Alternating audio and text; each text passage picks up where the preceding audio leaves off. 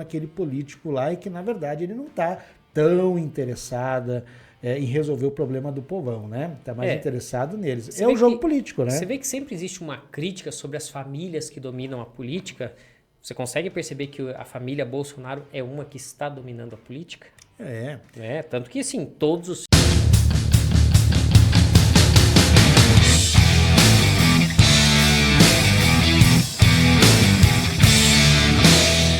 Falou que eu podia pedir, então eu vou pedir mais 2 nomes. Um nome interessante. Flávio Bolsonaro. Olha, nasceu em 1981, né? Tá com 44 anos, se não me engano, acho que é essa conta aqui.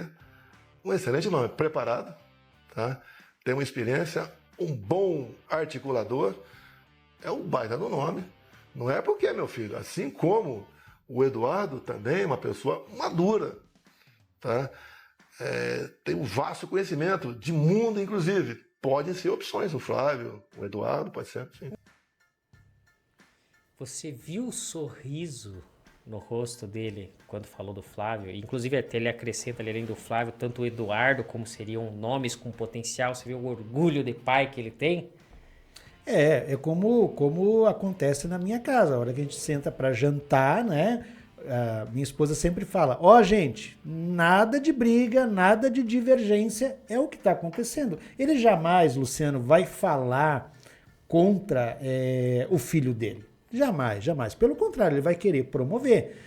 Até porque se ele falasse do filho dele, estaria falando dele de uma maneira indireta ou direta, sim, né? Sim, e é interessante assim, que você tem o Flávio, que é senador, você tem o Eduardo, eu não lembro se o Eduardo é deputado, se eu não me engano.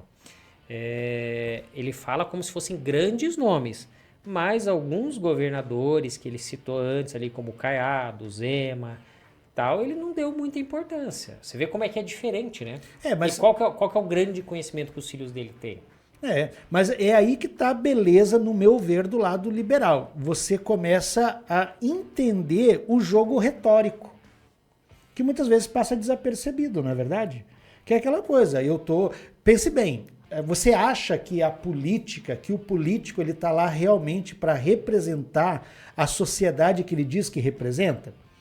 Olha, eu vou dizer assim que a gente precisa repensar isso, né? Porque quando você vê lá sobre as negociações que acontecem, no meu ver, é muito mais para favorecer esse ou aquele, né? Para fazer o jogo político acontecer do que realmente botar uma lei que vai favorecer aquela pessoa que está passando dificuldade e que acreditou naquele político lá e que, na verdade, ele não está tão interessado em resolver o problema do povão, né? Está mais interessado neles. É o jogo político, né? Você vê que sempre existe uma crítica sobre as famílias que dominam a política. Você consegue perceber que a família Bolsonaro é uma que está dominando a política?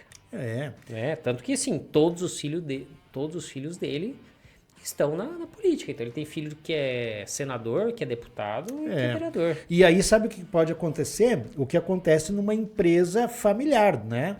Você pega o dono, daí ele bota o filho, aí o filho, ele não tem tanta habilidade, tanta competência para gerir realmente uma empresa e ele começa a usar aquelas muletas que são tradicionais no mercado, que é fechar a cara, falar mais alto, ser arrogante, né? Dar um cala-boca no profissional, por mais que o profissional esteja certo, ele vai dizer que o profissional está errado, vai implantar a culpa na cabeça do cara, vai dizer que o cara está equivocado e quando chega no ponto, né? No ponto máximo, mesmo ele sabendo que está errado, ele vai dizer assim, não, mas eu quero que faça assim, porque eu estou mandando. Então, esse é um problema. Será que um eventual mandato do Flávio Bolsonaro ou do Eduardo seria assim? Olha, a princípio, né, vai a reflexão.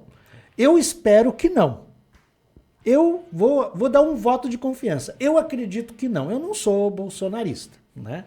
Mas eu acredito que não. E você, acredita que sim ou que não? E aí, você prefere Flávio Bolsonaro ou os outros nomes aí? Flávio Eduardo Bolsonaro ou os outros que a gente já falou?